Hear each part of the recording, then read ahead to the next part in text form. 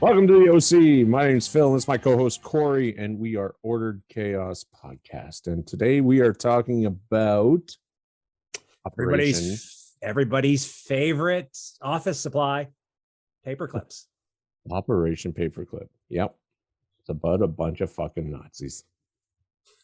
Aren't the good stories always about Nazis, Phil? It is.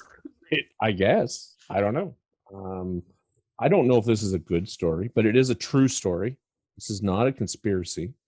This is fucking like, this is true. This is like in the CIA books that have been opened, and that's one of the reasons why I picked it. We've done so much stuff that's either, outright out there, like the Montauk. Hey, okay. All right. Right. Lady died, it's happened, but we're still not 100% sure. Right. Right. And all the other stuff has been... for sure. This is not like Operation Paper. No, this is the fucking legit. Yeah, this is a legit program. So 40 years ago, if you said this, well, maybe not 40, maybe 60 years ago now. Yeah. Well, there was a woman who brought. So before we get into that, let's set the stage. Let's set the stage. What is our stage, Corey? Our stage is World War II, right? Yep. 1943. Allies are like, fuck yeah, we're winning this war. I think it was still kind of touch and go at 43, but they were like, we think we got it. They weren't on their back foot anymore. They were on that's right. the offense. Well, Russia came, Germany made a few mistakes, like attacking Russia. That was a big one. Yes. So they were being flanked by Russia. Well, the Allies came in. They honestly thought it would be a quicker. They thought they would roll over the Russians, deal with the Russians, and then they'd be good, right? Yeah, and they take all the oil. That was key. Perhaps the toughest people on the face of the planet. Yeah, we'll just run you over. Well, the hope was that, here are these poorly trained, starving Russians. We should be able, and they did. You look how deep they pushed in. They pushed right up to Stalingrad. It's not like winter. Winter was a bad day for all these Germans. And when you've got supply lines extending back, across the planet. Yeah. It was like, it's cold. The Russians are like, it's not very cold. This is good springtime weather, okay? Would you like some bread made from wallboard? We have recipe. Yeah. Because we're starving. Have you ever seen tougher looking people than like old pictures of Russians? Even the women are like, just look like fucking tough.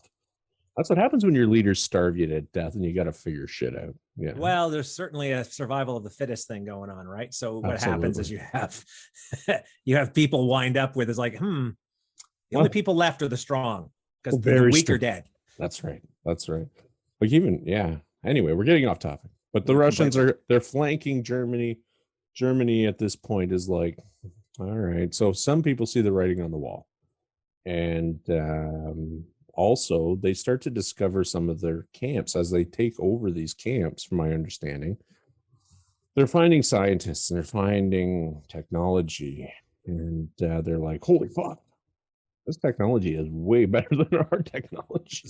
So this is where things get fat. So to your previous point about the Russians the war on the Eastern Front is lost, right?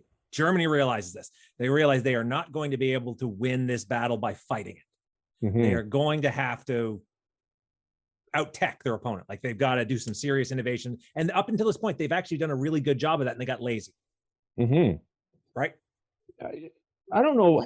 I'm not sure if got lazy. They made bad mistakes. But they got lazy with their innovation. So they stopped. So the best example of this is you look at who they were sending in combat units, scientists, engineers. Well, they saw them as more valuable as a guy holding a gun than a guy figuring out how to build a better gun. Or a laser gun. Let's not get ahead of ourselves now.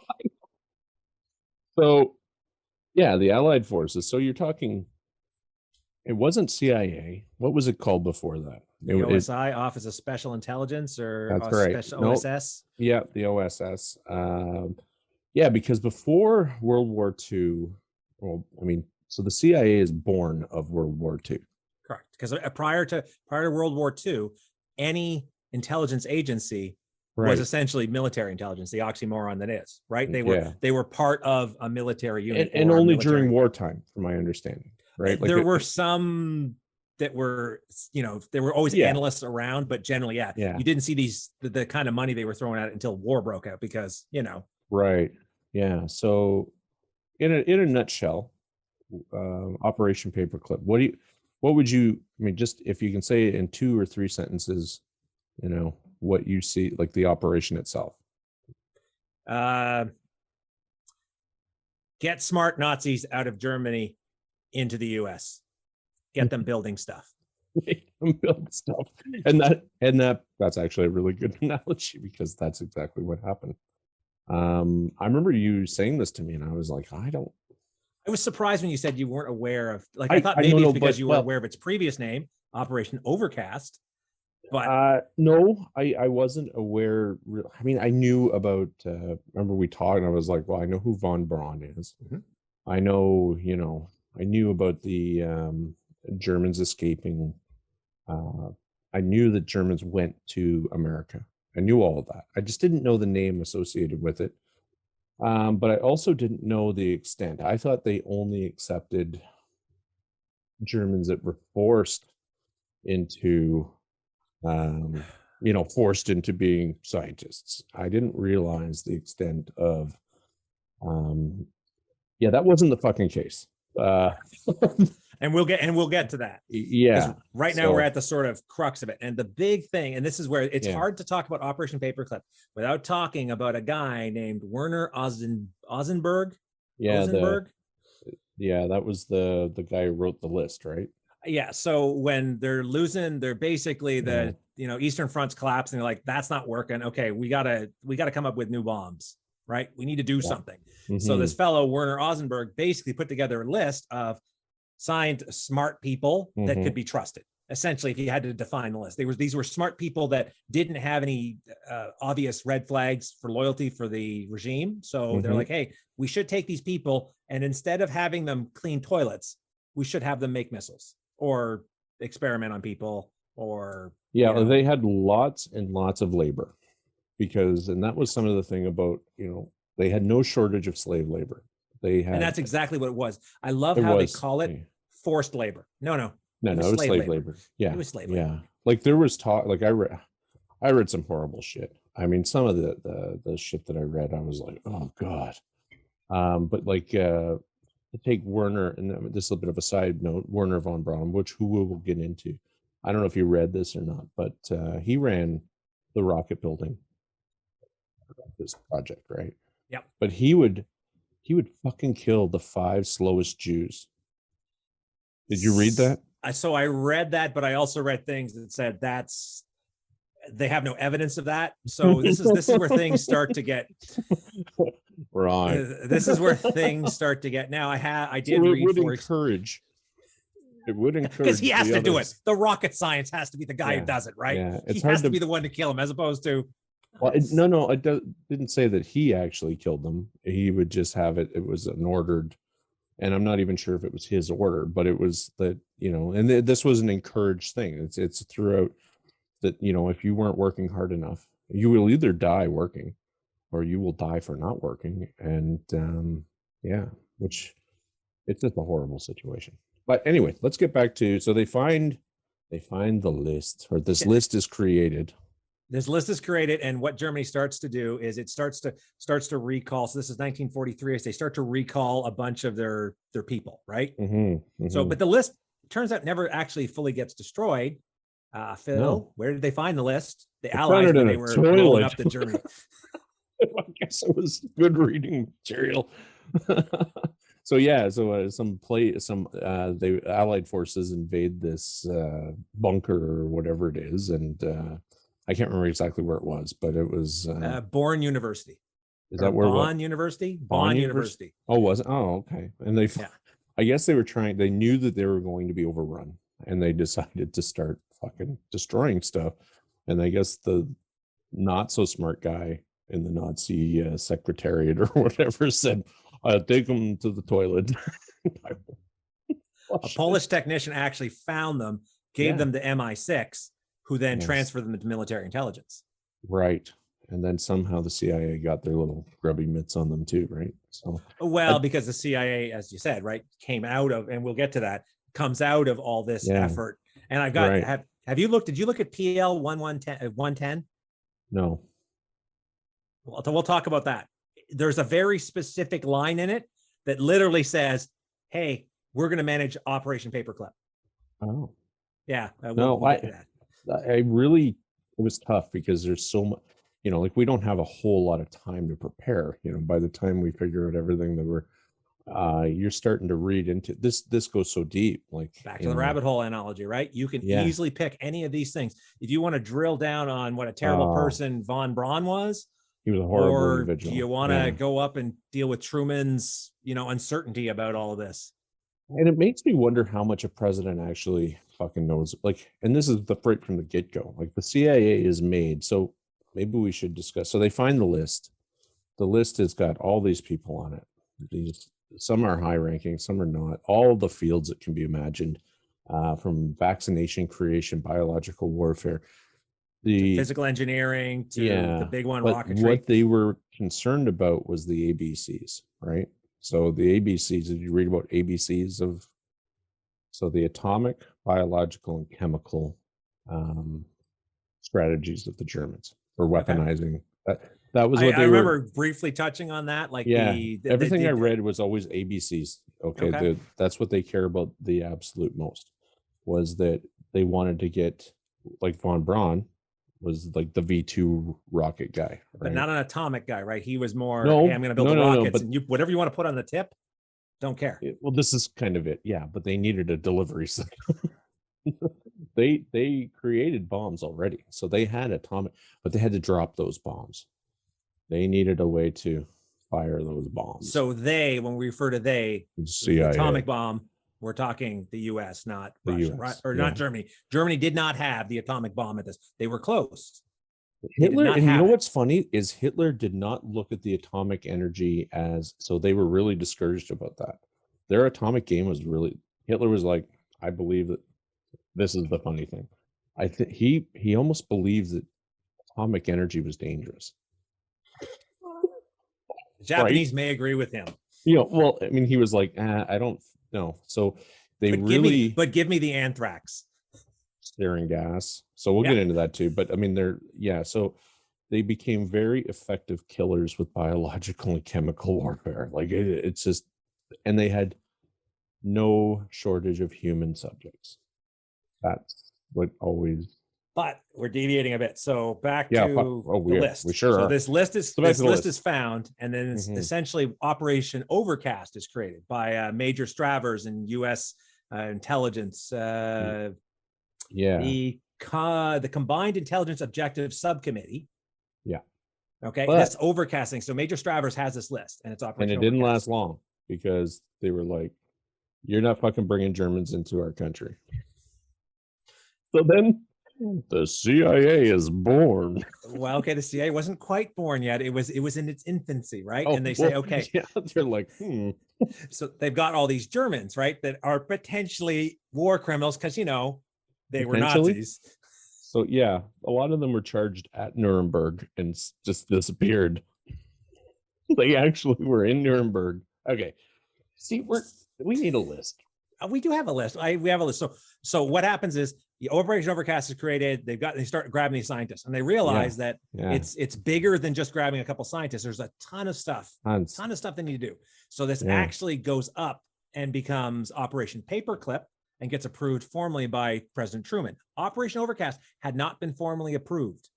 Right. Operation Paperclip, when it first started, was not formally approved until a year after it's been running.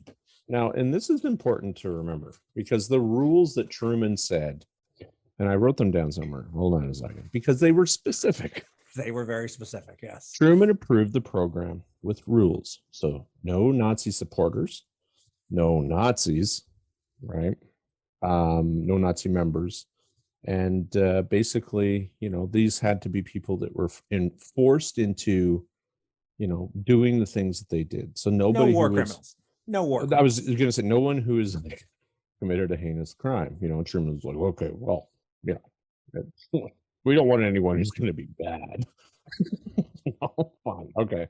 And the CIA basically said, "Fuck you." Okay, sure, yeah, no problem. We're Again, going to they weren't the classify. CIA at this point. They weren't the CIA quite at this point because Right. Well, the think organization that would eventually become the the CIA. CIA, Yeah.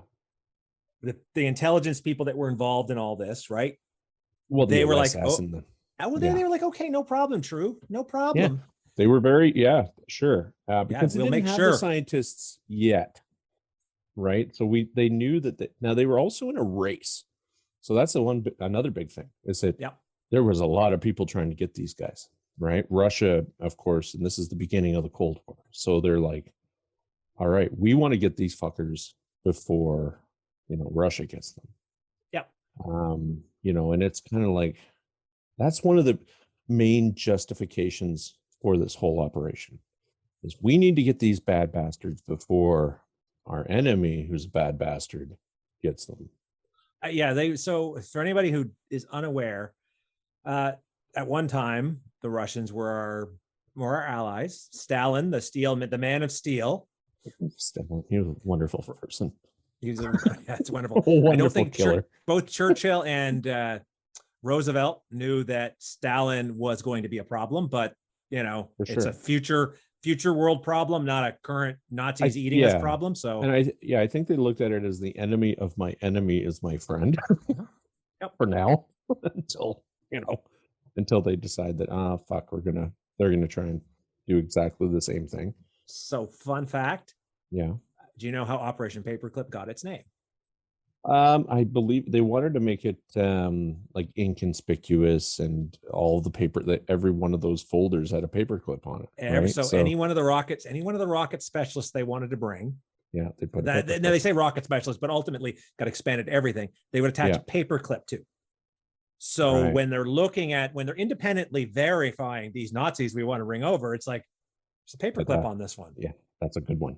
That's a good one. Yeah. It doesn't, gloss over. And this is the fact you were getting to about the genesis of the CIA. This is where the whitewashing started of these candidates. Well, they had no choice because they weren't going to be able to bring them to. So you take someone like one of the top scientists at that time was von Braun. Mm-hmm. So you have Werner von Braun, and he's like, he is the man. He created the V1, V2 rockets.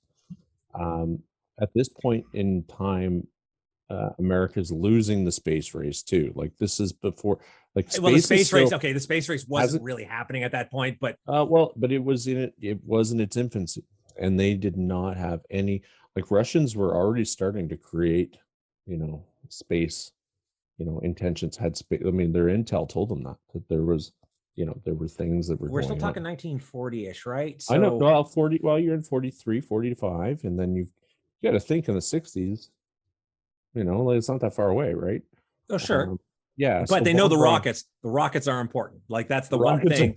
Rockets are important. The future. That's the future, absolute right? Future. Yeah. So they want to snag this guy and as many of the. But Werner von Braun was SS.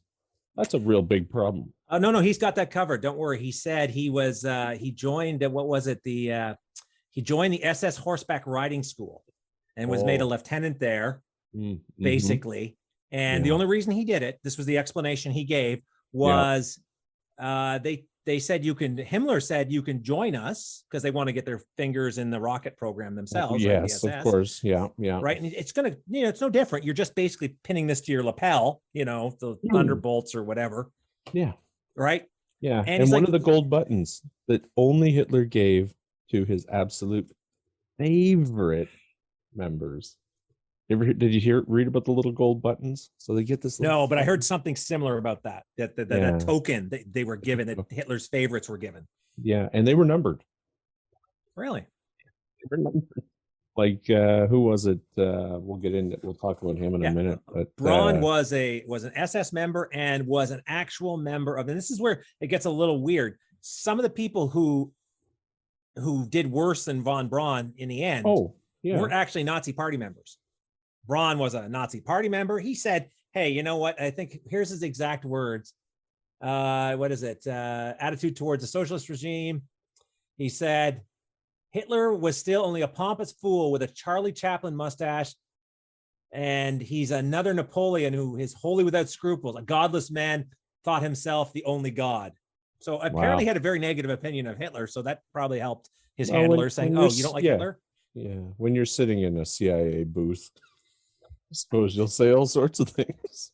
Yeah. Well, I think he went to. I want to say he went to Dustbin, not Ashcan, because they had two camps. There was Well, he a went to U.S. Fort one, and then Bliss. So Fort Bliss in Texas is where they started. eventually, but before they got there, they got Like assessed before. actually Yeah, here, I right? don't know. And there was Ashcan and Dustbin. They were two. One was set up in the UK and one was set up in Germany. Oh, okay. I don't know about that, but I know that when they eventually got to, yeah, and there was a whole whack of them. Like, and they were allowed to bring their families, right? So we say, so they estimate there was between 1,400 and 1,600 people, like Germans, that came to America. But then you got to think, their immediate families were also brought and taken care of. Yeah. So you're looking at a much, let's just say on average, there was, man has a wife and one child, even, that number just tripled. So keep in mind the Russians were doing the same thing. Okay. Now They were, very few Germans surrendered to the Russians. So were the Brits.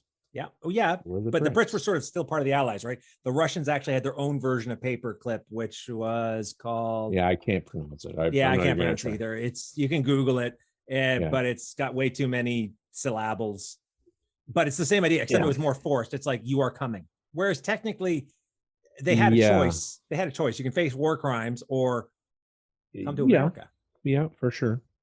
Some of the things that I learned that I didn't know before was that when they knew the war was over, like many of the top brass made it out, and I didn't know how they made it out. I knew that they had made it out because you always, I knew they went to Argentina. I was going to say, are you talking about Paperclip or the Nazi Underground Railroad to South America?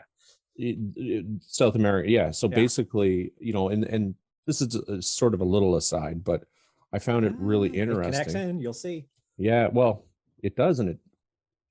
Anyway, yeah. So, like, I didn't realize that Italy, and of course, it makes sense. Italy was part of Hitler's, Benito Mussolini and all that jazz. But the Italians were, helping them to escape to Argentina. Mm-hmm. And it was President Juan Perón. You ever heard of Juan Perón? He's the president of a guy named Juan, but he's Chinese. Different Juan.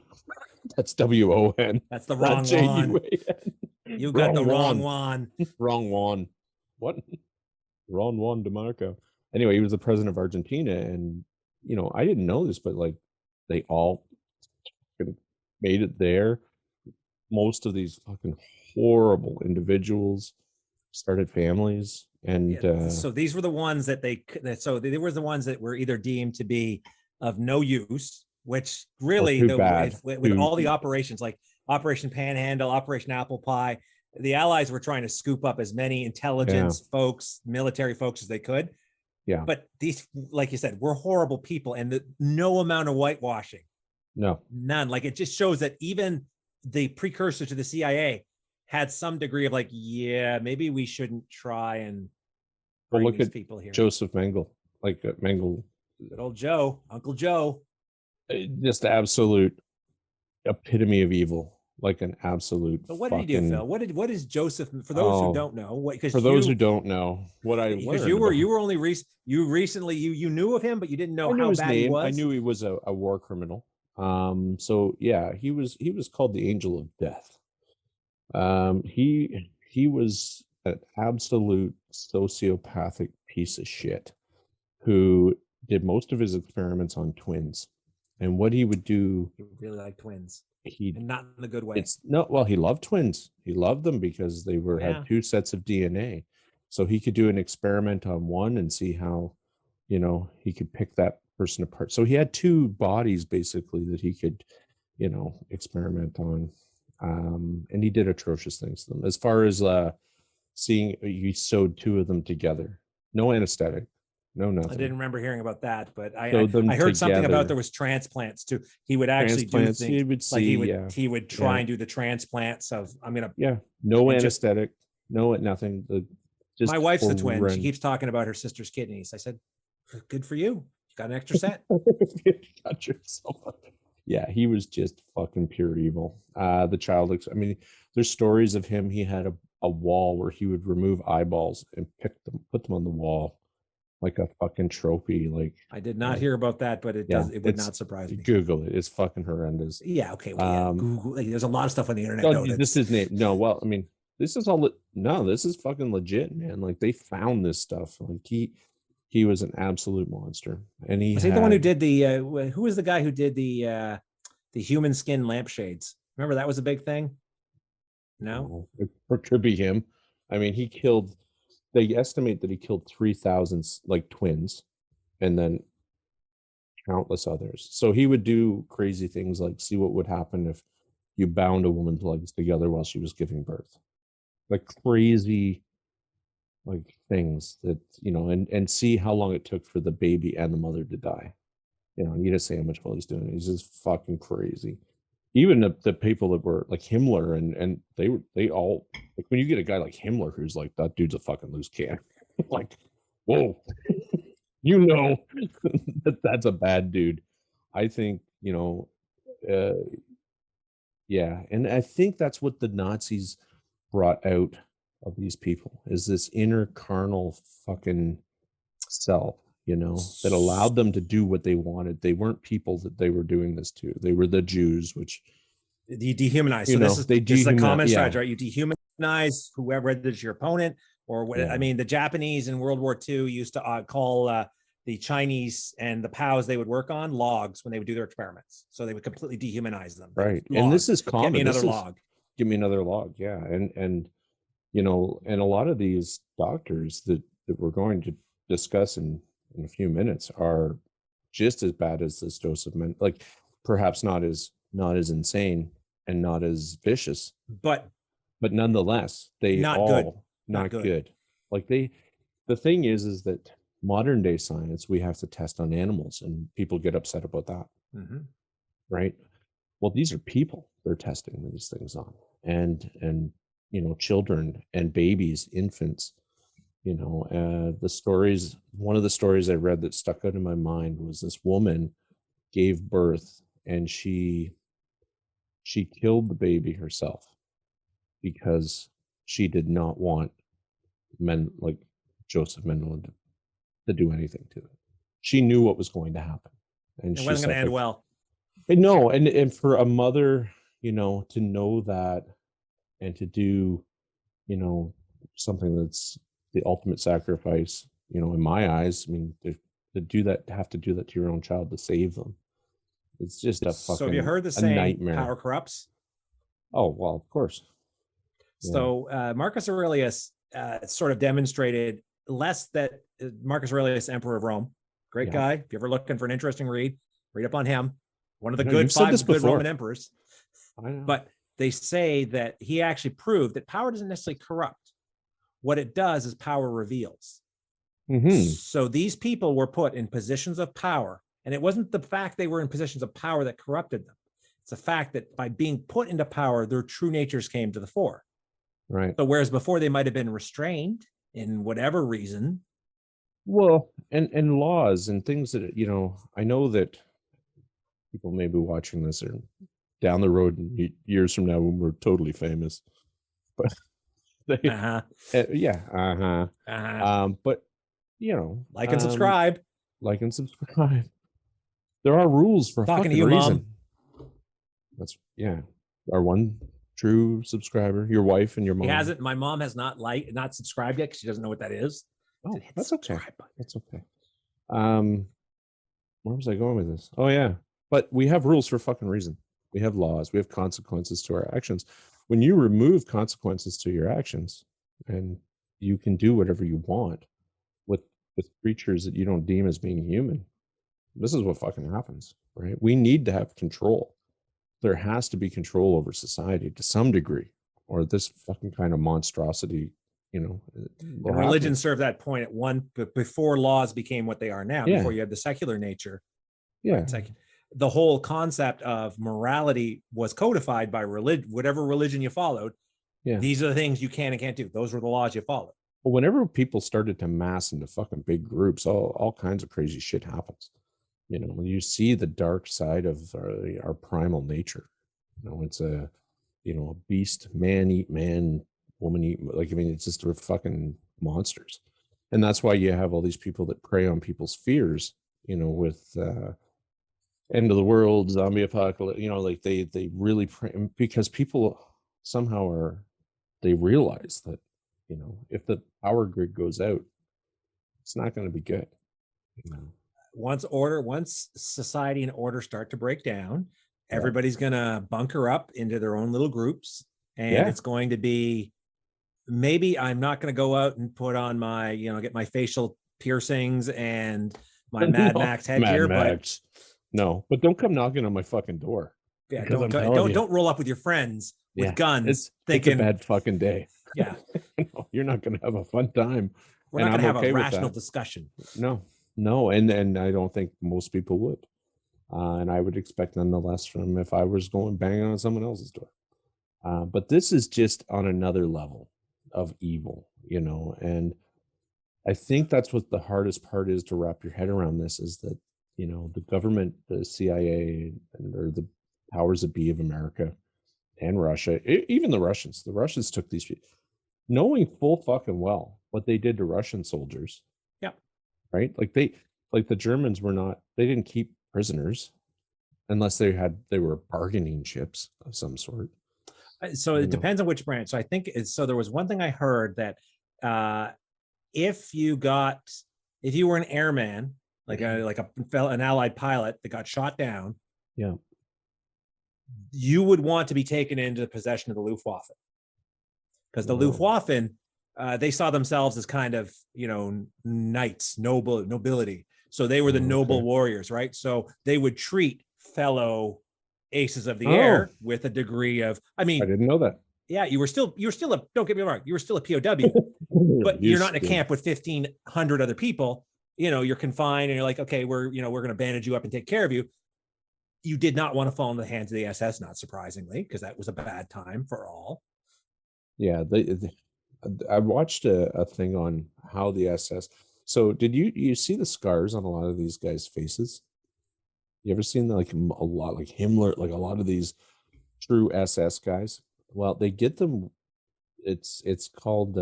They wear it like a badge of honor, and it's given to them. Like they do like full on fucking sword fencing without face masks. Yeah, this is a real thing. The SS is a podcast in and of itself, with the weirdness that they were doing. Oh my God. Like, I mean, you know, we had our airborne disbanded because of, you know, not to say that what they were doing was appropriate. They were urinating and beating, you know, people. But I mean, these SS guys, there's pictures, it's documented, and their faces are fucking cut open. And then to make the scar worse, they would pack it with horsehair. So they would pack horsehair into the scar or into the wound, and then sew it up. And the fucking, I mean, the pot, like, you can just imagine. But the bigger the scar. So what the Mongols would do when they would rub ashes into it. And it would basically cause this friggin' just like, I mean, assuming you didn't die of some bizarre infection, you would have this wicked scar that's clearly visible, showing how baller you are. Yeah, you're a baller, all right. But we're deviating. Yeah, okay. And we are. But I mean, I think getting into the subculture of what they took in is really important, because Nazis are bad. Nazis are fucking horrible. I mean, there's no punishment for some of these people that would even scratch the surface. I mean, so we talked earlier before the episode about the name. So we both picked Werner von Braun as one of the Operation Paperclip alumni. Oh, he was a fucking, he was the quarterback. Yeah, he's the golden. He is the top.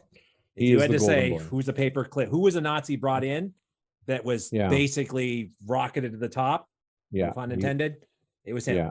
Who else did you pick? So, well, there was a bunch, but I mean, you pick one, I'll pick one. I've got one, two. Aside from Werner, I've got 4 others. Yeah. So, I've got Gerhard Schrader. Did you hear about Gerhard Schrader? Real I have a evil fucking Reinhard dude. Gehrer, but Yeah, so he was a chemist. He basically was one of the guys that created the sarin gas. okay. So he was very sought after. They wanted to make all of these kind of chemical weapons. He was a chemist, of course. He had tons of people to practice on. He worked at Auschwitz quite often. Like he would just kind of go to the death camps and he would, be able to experiment. And they would do crazy fucking things. Like they would apply nerve agents and blister gases to these, and they would time it, see how long it took for the body to. So when I was in the reserves during my NBC, my nuclear biological and chemical training, they Yeah. showed us a video, which I think had a lot of that footage. Yeah, that was probably. Yeah, because it's like, horrendous. hey, here's what a blister agent does to a person. Yeah. So that was the other thing, is that these are guys that have the knowledge, and they wanted that knowledge because no one to that point in the United States had ever fucking probably. I mean, I'm not saying they didn't, but tested on human beings some of the nerve agents and the gases, right? So the U.S. was really behind. Less World War II, more World War I, but in World War II, they still weren't cutting edge, right? So their Sherman tanks, for all their equipment, to my understanding, was inferior to the Germans, but they had the advantage of mass production. They would send like 5 Sherman tanks to take out 1 Tiger. The Tiger still got taken out. You might have lost 4 Sherman tanks, but you still won. And that's why they really needed this sort of thing, because they didn't have that expertise domestically. That's right. And they weren't on a war footing. Yeah, and these scientists were above and beyond. Like German engineering and German science was at this point, like, it was day and night in comparison. They were so far behind, so yeah, Gerhard Schrader, he was also SS. He was really fucking sought after. He was what happened to him? What do you mean what happened to him? Like he was. Did he live happy? Yeah, fuck yeah, he did. For sure he did. And he lived in the States, and I mean he was responsible for who fucking knows how many deaths just in experimentation, and then how many deaths. And he was never tried for war crimes. Interestingly enough, a lot of these fuckers were tried for war crimes at the Nuremberg. So there's actual footage of these guys fucking laughing at Nuremberg. Laughing because they know this guy, this fucking Gervais Trickle. Did you read about him? No, he was in charge. You're jumping ahead. It's my turn to go now. Oh man. Oh, anyway, he wasn't. No, but Gervais Trickle wasn't an SS or Nazi. He was there to find these guys. Oh, gotcha. Right, and what better place to find them than at the Nuremberg trials? True. Right, so he was like going around going, hey, don't worry about it. We got this. You're going to be fucking fine. We're going to bail your ass out of here. Yeah. So, all right. So my guy, I don't know if you heard about him. Hubris Sternhold. Yes, Sternhold. I heard about him. This is the father of space medicine. They actually had an award up until about 2013 for advances in space medicine. Yeah. This guy was, a monster. Yeah. No, he wasn't a monster. He couldn't have been a monster because he got brought in through Paperclip. Right. Yeah. Right? He didn't test how, falling from great heights affects the body. Or what, hyperoxia does to you. Or I knew those figured things. out all these things about the horrible that's conditions. Documented. That's video. There's video of this. I didn't see it. He actually showed up at a medical conference in Nuremberg. Okay. And basically outlining the medical experiments that were done. Okay. And now his defense is, well, I didn't actually do any of the experiments, but he was the kind of guy in charge of everything. And he just happened to be able to, when he came to the US to work for the United States, he happened to wind up in the US Army Air Force with aeromedicine. Yeah, like with NASA, eventually with NASA. Eventually with NASA, because he was the father of space medicine, right? Yeah. I read about this fucking creep did more than just that. He would take people, right? So he'd take a man and a woman and a child, and then he'd freeze them and see how long it took for each of them to die based on different body fats, it's just, it makes you go, well, how the fuck does someone think of this? And then the centrifuge. So let's see what, I don't know, 30 G's does to somebody. Yeah. How many G's can a person hold? How Yeah. much can they pull until Your eyes they- explode. that, That's well, one of the things. Yeah, your eyes it's blow up. until you pass out, and then it's like, and how much further can they do? Yeah. Well, passing out is your body's response to not having blood flow to your brain. But yeah, there's a lot worse things that can happen. Yeah. Like you're gonna die. But it's also the exposure to extreme cold, right? Yeah, it's the exposure sure. to essentially all these things that if you were, and again, I'm going to use the science. I'm going to say aeromedicine because that's sort of what they associated with him. Well, they called them involved in space science or space medicine. Yeah, that's what it eventually becomes, space medicine. But originally it was aeromedicine because the focus was originally, okay, how can we help our Luftwaffe pilots? Like, what can they safely do? Is it possible for a body to go this fast, this high? What do they need to do? And guess what? They did an experiment on Luftwaffe pilots to do this. Yeah. Now he claims he did not experiment on. It was the Dachau, is where he was. That was the camp he was associated with. The Dachau camp. Yeah. There were several, but yeah, no, he was a bad fucking dude. And in 2013, so up until 2013, there was actually an award in his honor that they eventually, they eventually retired it. I think is the polite term they use. A bunch of these guys got awards though, and including Von Braun. Oh no, this was an award in his name. So you would get this award for being awesome. And so they actually eventually they didn't cancel it. What they did was they retired it. That was the words they used. Yeah. Okay, your go. Next one. Well, this one is more not so much as a horrific person, but it's something I found interesting because it kind of relates to the Area 51 podcast that we did. So this guy, his name was Siegfried Nunenmeyer. Sounds like a hot dog. Yeah. So he was chief of German Air Force Technical Developments. He was thoroughly a Nazi, so there's no question.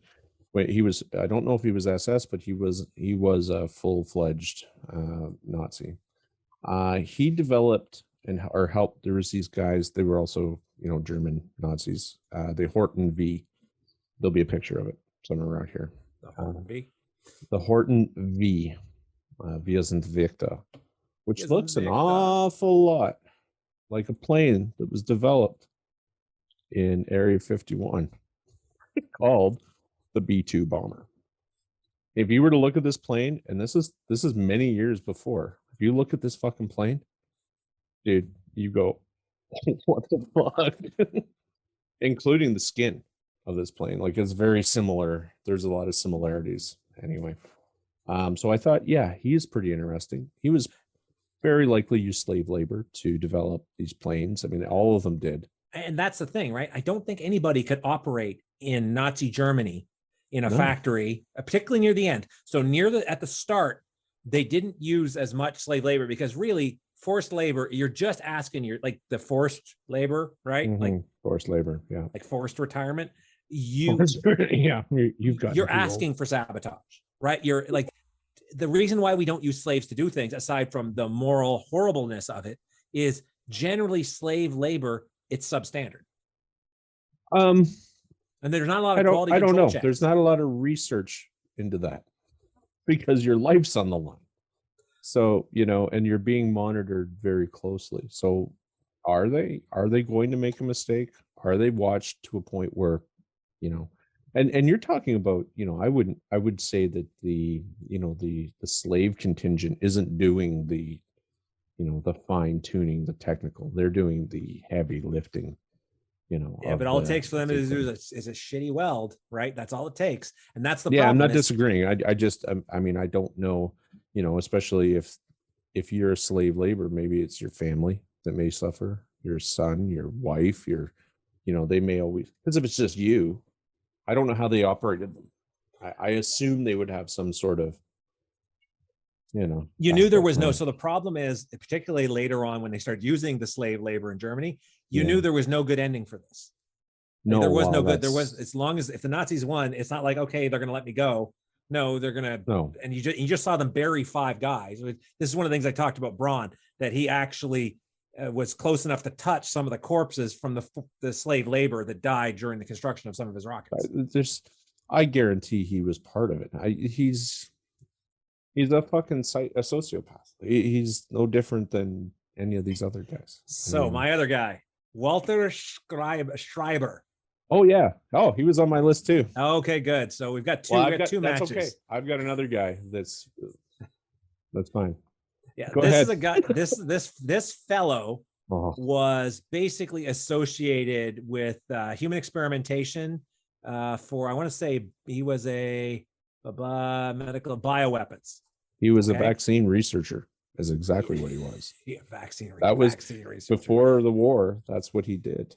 Yeah, well, when he was working at the Ravensbrück as concentration camp, apparently it was more bio. Now he would the argument again why he was brought in with Paperclip was he was not the one doing the experimentation. He was just overseeing it.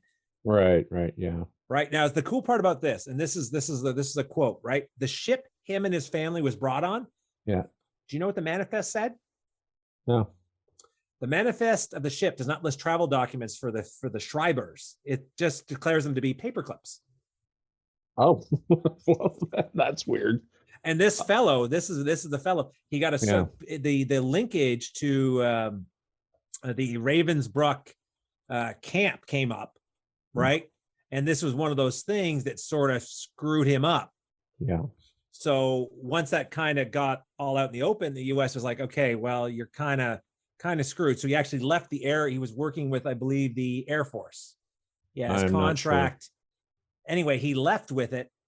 And basically, guess where he emigrated to with the help of the U.S. military? I'm assuming Argentina.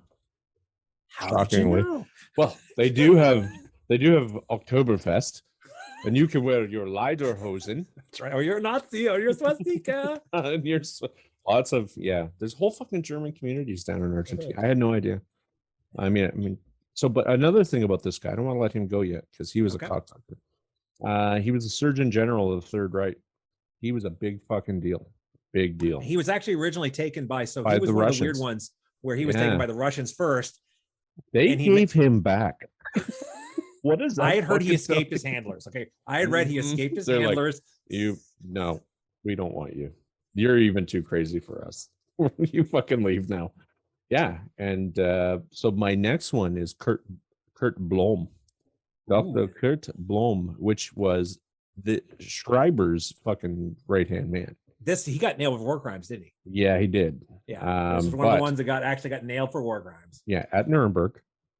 And was charged, convicted of crimes against humanity. I think Schreiber was actually a witness against him, wasn't he? I don't know, but Blum ended up in fucking United States.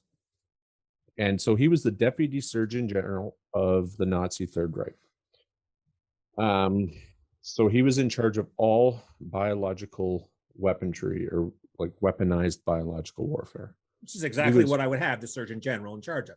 The Assistant Deputy. Surgeon General. So the deputy, that's right. Sorry. Where Schreiber was more mass disease. So during this time, and I didn't know this, but they were working on a bubonic plague weapon. Did you read about that? Yeah, so there's an awful lot of the weaponized anthrax, bubonic plague, crazy. Like all this stuff they were trying because it's like these things kill people. So that was Schreiber. Schreiber was sort of like, okay, because he's a vaccination expert. He's but Blum is like, he's the guy who's like, oh yeah, we're gonna make fucking gases like the sarin gas so he helped to develop all these other things, these toxins. Really bad dude, charged at Nuremberg, convicted, and then somehow disappeared. Oh yeah, and then he ends up in the States. And the funny thing when you talk about Kurt and Walter was against human experimentation. He spoke out against it, but not in the sense of human experimentation is wrong, more that these diseases are dangerous and we shouldn't be playing with them. I mean, he was, I mean, the guy, I mean, these are scientists too, and you don't want to, let's release the bubonic plague. Right. But so he spoke out against it because he's like, do we really want to be infecting these people? Not that I like these people and I think they should live and we shouldn't be doing this. It's like, that's self-preservation. That's all that is. Total self-preservation, which again was part of the idea that that's the story that was sold. Now he actually spoke out apparently at a conference about this, But again, the idea of, hey, Yeah. we don't want a pandemic on our hand like COVID-19. Well, this is it. Yeah. Well, Kurt, so here's the thing that is even more fucking fascinating about the Nuremberg, and a bunch of them are the same idea. So a lot of these Nazis were totally rich, right? They took in from the spoils of a lot of the gold and a lot of the financial, success of the Reich. So that was supposed to be taken from them during the trials at Nuremberg. I was all supposed, it was like, yo, okay, you just fucking got all this money because you killed a lot of people. That's not yours anymore. But in his case, it was like 1 million Reichs, whatever the fuck that worked out to. Reichmarks. Yeah, 1 million at that time was what he had. And they took it from him, but miraculously, he got that back somehow. Right. And then he went to the States, and yeah. And there was like, I mean, we could sit here all fucking evening talking about these guys. There was just so many of them. And we're just talking about the Paperclip guys. So I've got one fellow, which I'm not going to talk about, Reinhard Görer.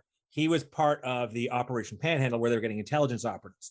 And this is the guy who wound up eventually becoming the head of the BND in West Germany. Yeah. Like the Allies put him in charge of that. This was a guy who was... It's crazy. Like, if you look at, like, even von Braun, he became like the head of NASA. He basically designed their NASA rocket. He's touted with the accolade that without him there'd be no moon landing. And that's if there was a moon landing. I'm just saying. I don't. If there was, that's right. That's the next actually. Yeah. Future Please podcast. like and subscribe. You never know. Like and subscribe. Leave a comment if you want to hear about the moon landing. Oh yeah. So yeah, the moon landing was all him. It was everything was based off of his rocket designs. Yeah. So this dovetails into morality.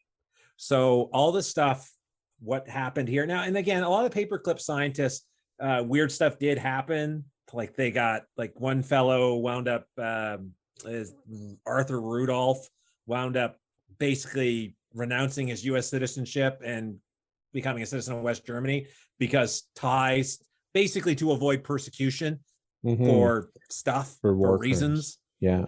But it's the morality of this. So we talked about this earlier. I'm guessing, okay, maybe we didn't talk about that. We did. I think we did touch in this podcast. The morality of, you've gained this knowledge. So Phil, you've gained this vital knowledge of space medicine, right? What do you do with it? It was gained, or reason to believe it was gained from. Well, for a fact that it's gained through the sacrifices of the unwilling sacrifices of human beings. I don't know. I don't have the level of intellect, I think, to have been that person. I'm selling yourself short, Buttercup. Well, no, but you know what I mean? Because for me, I wouldn't have had the stomach to deal with these people. I just wouldn't. I would have been like, line them up and shoot them. I mean, seriously, these are horrible, evil individuals. You believe in the concept of justice versus the greater good. And that's where the argument comes in. Yeah. Was this the greater good? So was bringing these scientists in versus taking that list and sending out hit teams and saying, you know what, you need to obliterate all these guys. Like we can't let the Russians get them. Yeah. But I think not necessarily great people. There were other ways, Yes. Argentina, for example. Well, and America knew that a lot of these guys were going there. Do you know a bunch of the scientists actually gained residency? So they brought in Paperclip with like temporary visas. Yeah. The U.S. was so concerned about the optics, they actually brought some in through Mexico, through the consulate in Mexico. Oh, no, they brought quite a few through Mexico. Yeah. So they had to, because they still had to fly under the radar, right? Uh-huh. So you got to like sneak these people into the country. Once they're in there, then it's not such a big deal. But what organization did that, Phil? The CIA, I believe, is the name, but I could be wrong. So remember I said PL 110? Yeah. So PL 110 is actually the CIA Act. Right. The Central Intelligence Agency Act. Yeah, they use it for everything though. They use it because this is deemed classified and, can, affect national security. That's the big, So here, if you ever wanted to know exactly why it was one of the big reasons why it's created, I wasn't kidding when I said, yeah. hey, they've got a line in there specifically, basically saying paperclip.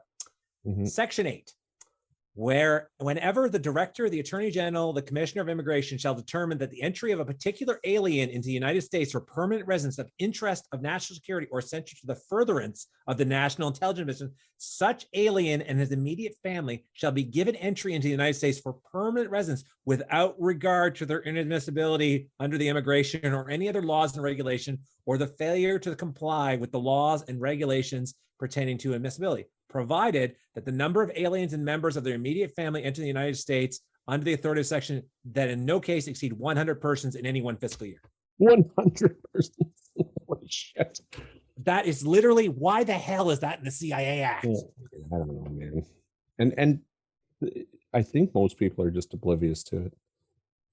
I myself included, I didn't know all of this stuff until this is kind of why I like doing the podcast, right? I really like to look into these things. I still haven't forgiven you for the Montauk. I didn't know about the Montauk. All right, settle down about the Montauk. God damn it.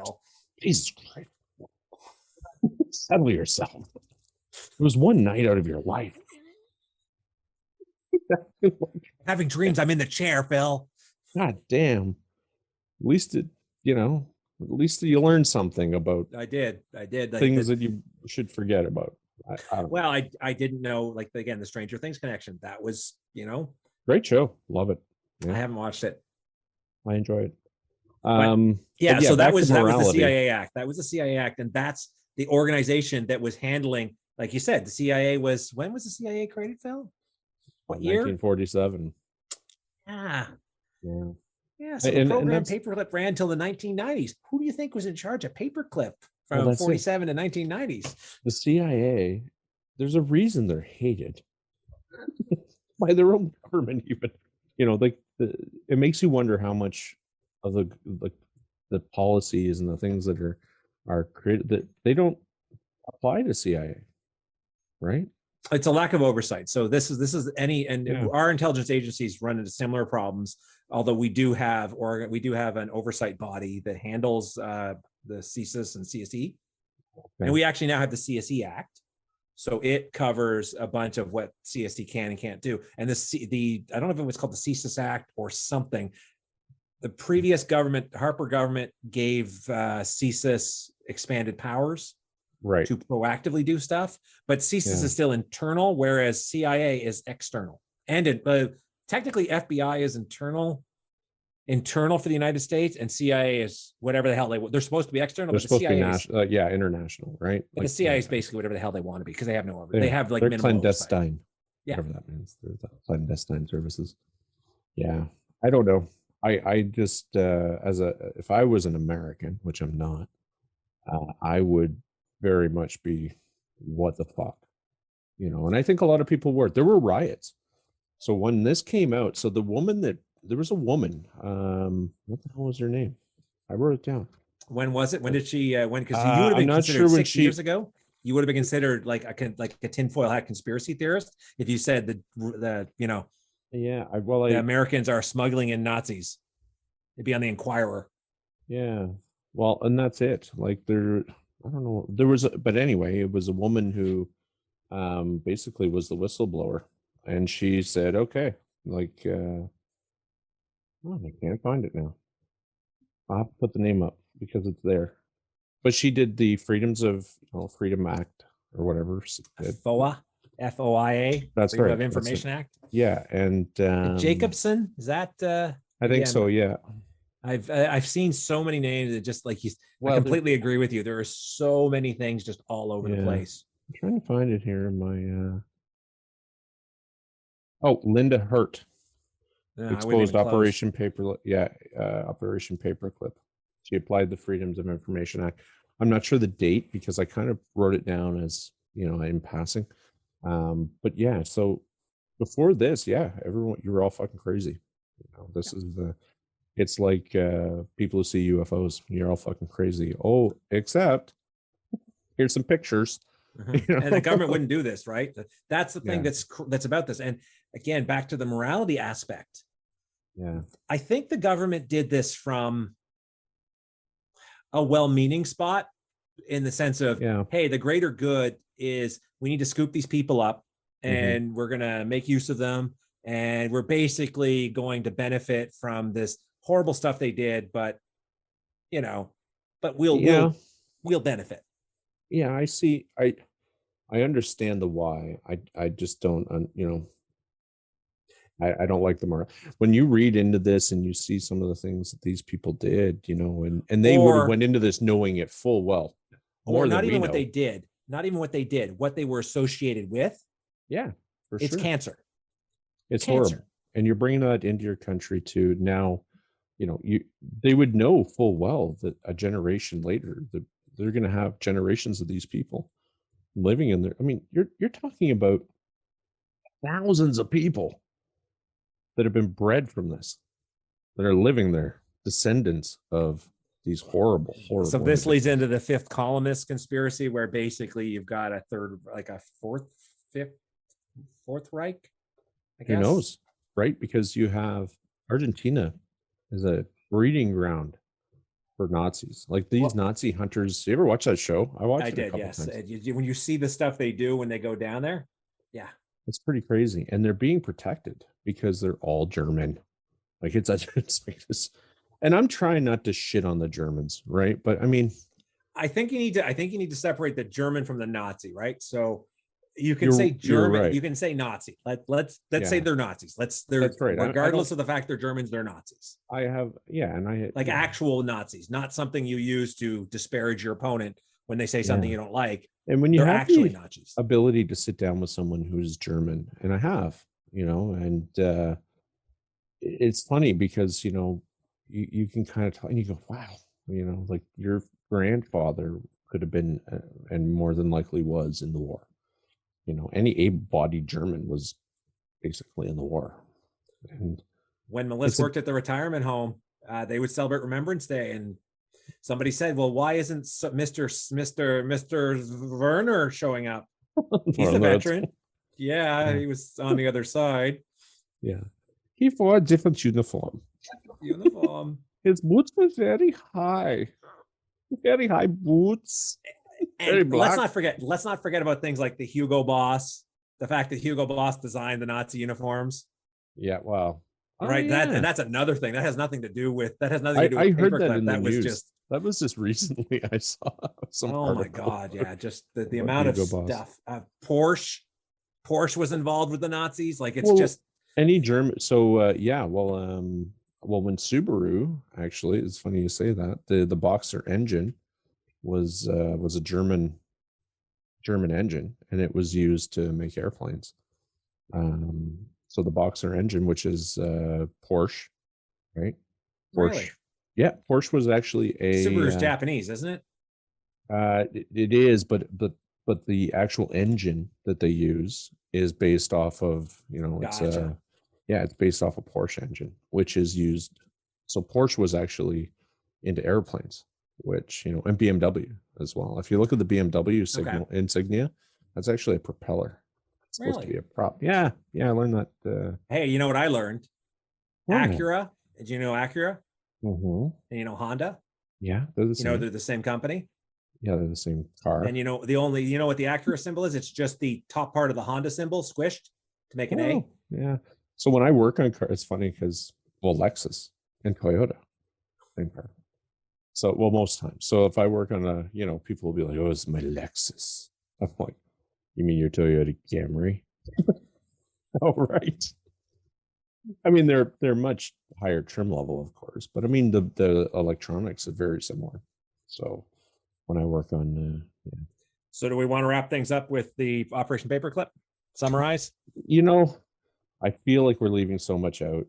We are. If you are watching this, and just know, you do yourself a service and fucking look into stuff like this, because I feel like our youth have totally lost track of all of this kind of stuff. I mean, we grew up learning. You're sounding like Grandpa Simpson. But I'm, I do, maybe, I don't know. And I'm not that old, but I feel like my kids haven't learned any of this stuff. I feel that they don't.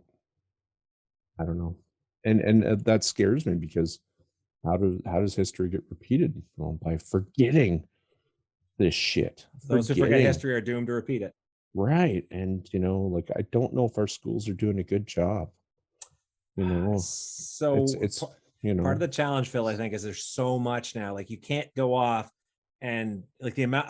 If my coworker, she was telling me what her kids learning, and I'm like, Jesus, I didn't learn that till grade 8. He's learning that in grade 6. Yeah, I think though too that they're afraid that the kids aren't going to understand, or the kids aren't going. It's going to be too much for them, and I think we just don't give kids enough credit. I think that they can understand the fucking Holocaust. They can understand evil. They can understand a lot of this stuff, and that by talking about it, and you're seeing that too in residential school survivors and things like that right now. Our government scoop. Well, our government openly admitted to genocide against an entire culture, and it was true. And the kids are now, they're still trying to figure out how to teach the kids about it. But because it's really delicate, right? Because how do you go off and say your government did these horrible things? Are you proud to be a Canadian still? Right. And it's true. And you kind of sit back and go, holy fuck. And most people have no idea. Most people have no idea. They just go, they're just living that same truth that they feel is their truth, and then they have no idea. And I just don't want to see that ever happen again. Like this Holocaust stuff, you spend more than an hour looking into it, what these people must have suffered through. It's just, I know, it's mind boggling. What kills me is the fact that Holocaust deniers exist. We have documented evidence of death camps. They have video death camps shooting individuals. They fall into the pit. And actually, as they shoot them, there's sometimes a guy there to push them really hard so they don't just like fall off into the pit. They fucking launch them into the pit. You can't deny this. And if you do deny it, I understand you deny COVID. That just means you're fucking not very smart. But if you deny a Holocaust, that means you're a fucking exceptionally stupid human being and just should fucking die. You could question the numbers. Fine. You want to question, 500,000 instead of 1 million or whatever the number is. Fine. 9 million in total. 6 million Jews. Just don't question that it happened, because it did. It happened. It did. Did it ever? And you're doing a disservice to the men and women that fought for our country. And I think this is the problem I have with Paperclip, and not just Paperclip, Apple Pie, Panhandle, Bloodstone. We have people that did terrible things and are literally escaping justice for the terrible things they did because they are useful. That's right. Whereas if you or I had done something like this, if you were a death camp guard, Phil, and they were like, well, Phil, you don't know how to build airplanes and you don't know much about Russians, so we're gonna feed you up to be prosecuted. Yeah. It's one of those things. But on a lighter note, next week's topic. Oh, I'm looking. Ooh, what's next week, Phil? Oh, I got to do this because you fucking mention him every podcast except for this podcast.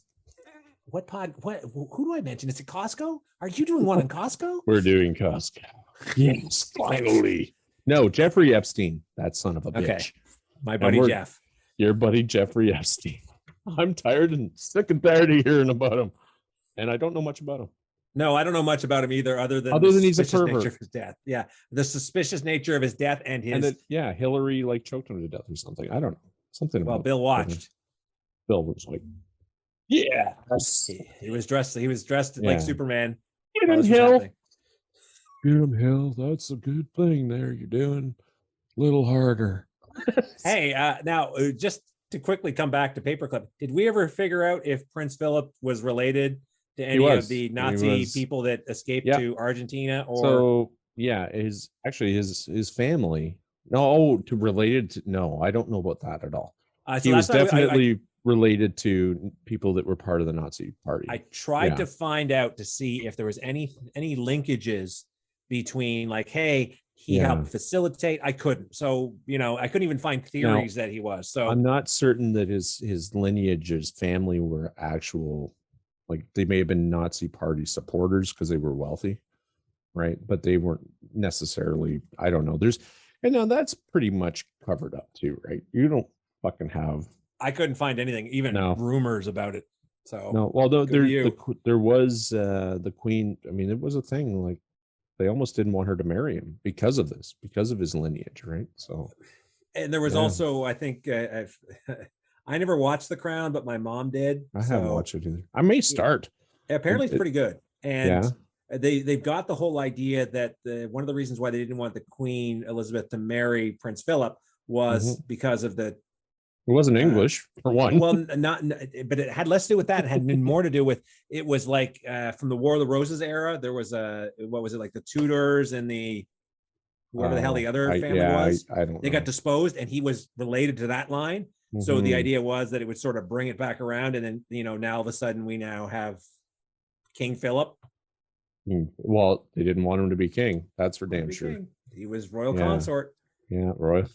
You are a prince. You're forever your wife's bitch, just like the rest of us. Just like the rest of us, we're all princes of our household. That's it. I can be under an illusion that I'm the man of the house. She lets me. I just got finished dealing with the septic system today. This is my loving wife for me. He's like, hey, you should deal with it. I'm like, aren't we equal? Why can't you deal with this? Wait a minute. Why do I have to go to the you didn't tank? play that "Are we equal" card? I may have used it in tangentially, saying, well, wait a second. Yeah. I don't ask you to fix the dishwasher. Yeah. Not that I would ask her, because we don't use it. I fix the dishwasher. Yeah, no kidding. Well, I'm going to say it's more of a skill set than the fact that I'm a dude. I'm going to say it's more that. You are very handy, though. I'm just saying. Quite handy. Yeah. If they don't find you handsome, then I better find you handy. And on that note, thank you very much for watching. Like and subscribe. And take care of yourself. Sounds like a veiled threat. Like and subscribe. Take care from both of us, Bill and Corey from the OC. Good night. Night.